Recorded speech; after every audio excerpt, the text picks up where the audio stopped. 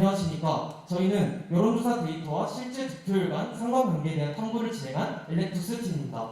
지금부터 저희 연구에 대해 말씀드리도록 하겠습니다. 4달 전 국회의원 총선거가 치러졌습니다. 민주주의 꽃이자 축제라고 불리는 선거를 앞두면 어느 후보가 어느 후보를 몇 % 차이로 앞서고 있다는 기사를 심심찮게 접할 수 있습니다.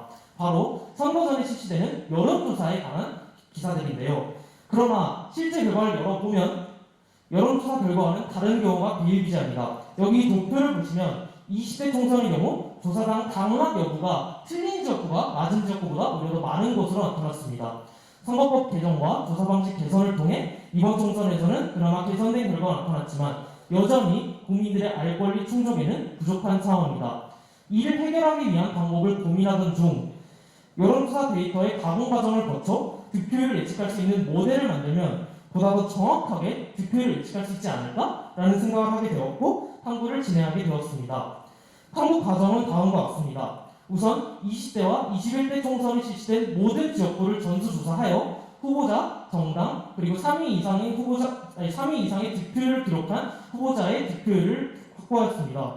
그 후 통계 분석에 부적절한 지역구를 제외한 후 선거 당시의 관심도와 지역 분배를 고려하여 조사 대상 지역구를 선정하였습니다. 해당 지역구들의 여론조사 결과표에서 지지율을 비롯한 분석에 필요한 세부 데이터들을 수집, 이를 통해 모델을 수립하였습니다. 우선 가장 처음 소개할 모델은 투표 의향별로 고정한 모델입니다. 투표에 소극적이거나 투표 의향이 없는 사람들은 실제로 투표에 참여하지 않을 확률이 매우 높습니다. 이에 따라 저희는 투표 의향별로 일정 상수를 곱해 고정 작업을 실시하였습니다. 고정 작업이 끝난 이후에는 전체적으로 감소한 수치를 토대로 득표율에 곱해주는 방식으로 재고정을 실시하였습니다. 왼쪽의 그래프는 기존에 있는 데이터로 분석한 결과이고 오른쪽 그래프는 저희가 고정을 가한 이후의 그래프입니다.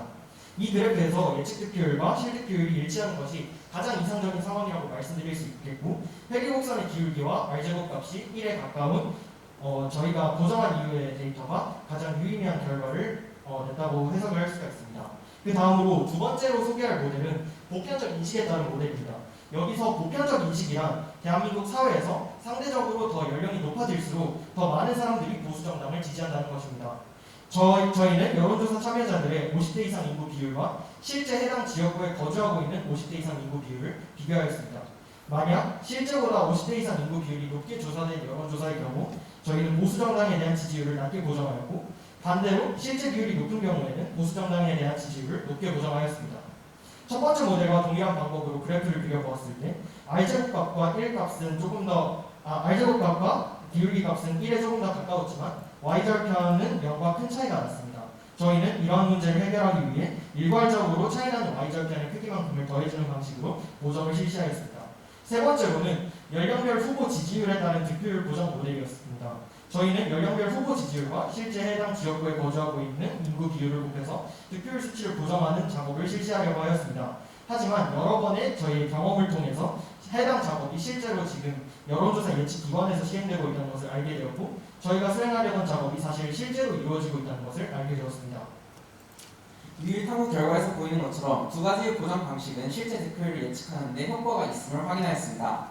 앞선 두 가지 보정 방식을 진행한 결과는 다음 그래프와 같은데 총 100곳의 조사 대상 지역구 가운데 50곳에서는 두 가지 보정 방식이 모두 효과를 거두었고 단 12곳의 지역구에서만 두 가지 보정 방식 모두 효과가 없었다는 것을 확인하였습니다. 그리고 보정을 진행한 후 데이터의 오차율을 비교해본 결과 처음에는 이제 투표 의향에 따른 보정 방식은 이제 오차율이 감소하는 것을 확인하였습니다. 하지만 앞서 말씀드렸듯 절편에 의한 보정값을 포함하여 계산한 결과 두 가지 보정 방식 모두 오차율이 크게 감소했음을 그래프에서 확인할 수 있습니다. 또한 두 가지 보정 방식은 이제 어떤 지역구에 적용하느냐에 따라서 성향이 크게 달라지는 모습을 보이기도 하였습니다. 두 보정 방식에 따라 보정 효과가 다르게 나타나는 이유는 두 가지 보정 방식이 그 토대를 두고 있는 것이 다르기 때문인데요. 첫 번째 보정 방식의 경우 투표 미참여 인원의 의견 반영을 감소시키는 것이고 두 번째 보정의 경우에는 자신의 성향을 숨기는 사람들의 그 지지 성향 보정을 하기 때문입니다. 저희가 이런 연구를 진행하면서 느낀 게 저는 해석의 정확도가 높아진다고 하더라도 근본적인 데이터 표시 방식이 개선되지 않는다면 이러한 방식으로도 굉장히 정확한 값을 예측하기에는 무리가 있다는 것이었습니다. 그러므로 보다 발전된 데이터 수집 방식과 함께 이러한 보정 방식을 사용한다면 보다 정확한 결과를 알 수 있을 것이라고 생각됩니다. 감사합니다.